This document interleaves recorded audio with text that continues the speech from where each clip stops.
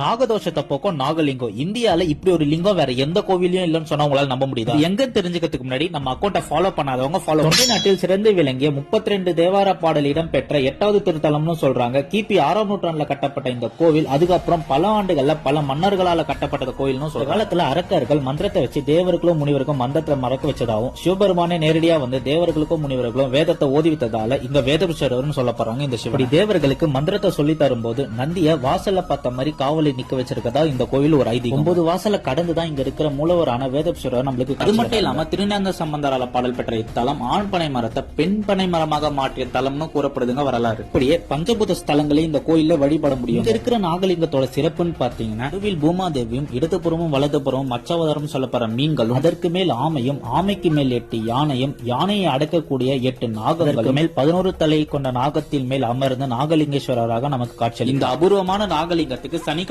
தோறும் காலைல 9 to 10 ராகுகால டைம்ல சிறப்பு அபிஷேகமும் நடக்கும். இந்த அபிஷேகத்துல கலந்துக்கிறவங்களுக்கு நாகதோஷம் நீங்கன்றது இந்த கோயிலோட முக்கியமான ஐதீகம். காஞ்சிபுரத்துல இருந்து 30 கிலோமீட்டர், சென்னையில இருந்து 100 கிலோமீட்டர்ல இருக்கிற செய்யார் என்ற திருவத்தூர்ல இருக்கிற வேதபுஷர் கோயில் தாங்க இந்த கோயில். சிறப்பு வாய்ந்த இந்த கோயிலுக்கு நீங்க ஆல்ரெடி போயிருக்கீங்கன்னா கீழே கமெண்ட் பண்ணுங்க.